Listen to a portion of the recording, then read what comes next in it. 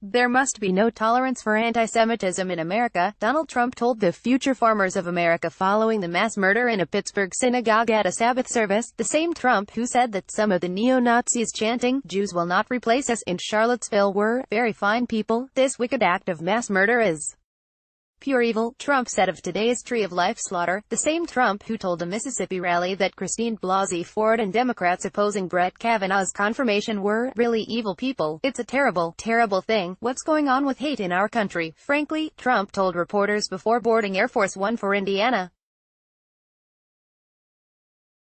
yesterday, hours before a Trump superfan, whose former boss called him anti-gay, anti-black, anti-Jewish, you name it, everybody that wasn't white, was charged with sending pipe bombs to 14 prominent Democrats. Trump tweeted that reporters are a very big part of the anger we see today in our society.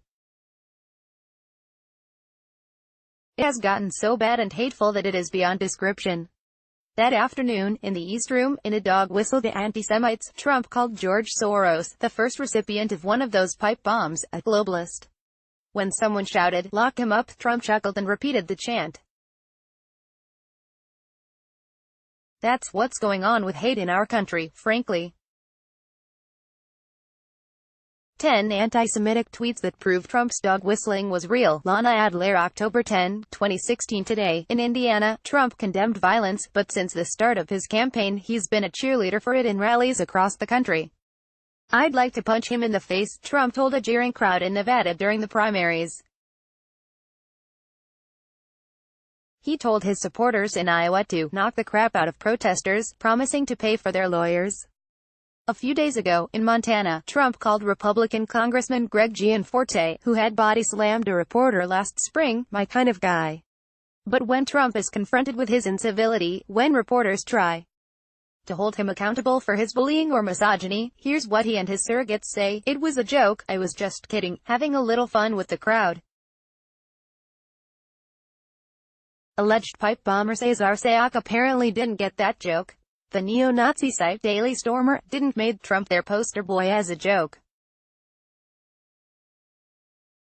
Nor, if the asylum seekers could hear how Trump and his party are systematically dehumanizing them as a midterm strategy, would they find it a joke.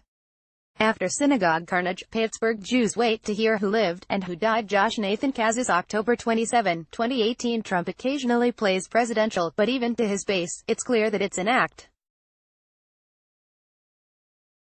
In a single speech, even in a single sentence, swinging from prompter to ad-lib and back again, he can't help himself from veering from scripted statesmanship to racism and rebel-rousing.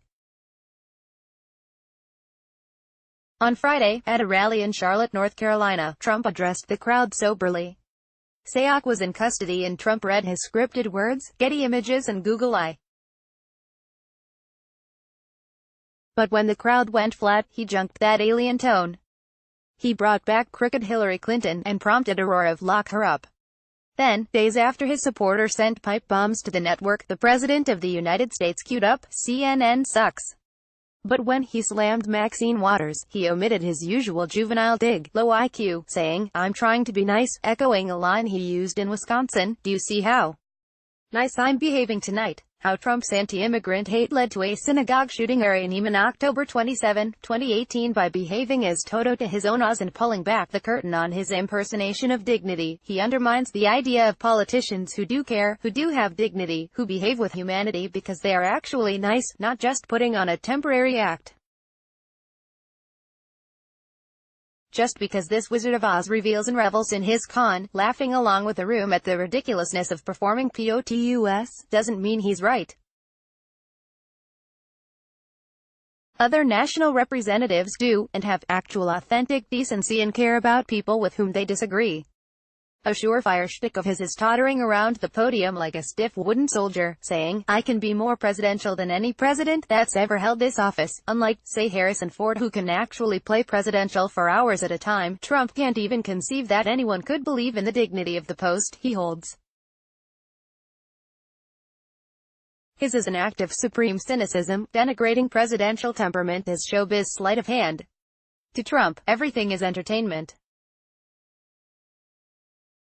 Knowing the difference between thinking and magical thinking is a requirement for graduating from childhood, but knowing how reality differs from reality TV is not a skill in Trump's toolkit. Nor is truthfulness. What we have not seen before in our public life is politicians just blatantly, repeatedly, baldly, shamelessly lying, Barack Obama said last week.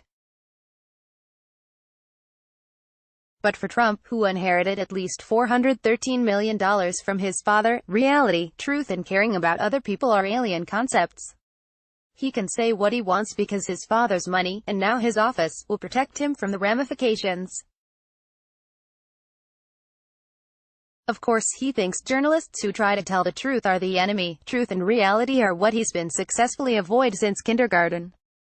Trump's shameful anti-Semitic dog whistle puts him in bad company. Andrew Paul, October 5, 2018. But hiding from reality is not possible for his 300 million constituents. For them words matter. When Trump says someone is evil, rather than disagreeable, or that someone is fake news, rather than a critic, or that someone is a globalist, rather than someone is a Jew, he is putting targets on the back of people for whom he is supposed to work. The 5,000 lies he's told in office from the middle of his reality TV fantasy don't matter to him, but they can be, and have been, fatal to others. Words don't matter to fantasists. But, at least in America, ballots do. Marty Kaplan is a senior columnist for The Forward. Read his columns here. Follow him on Twitter at @MartyKaplan.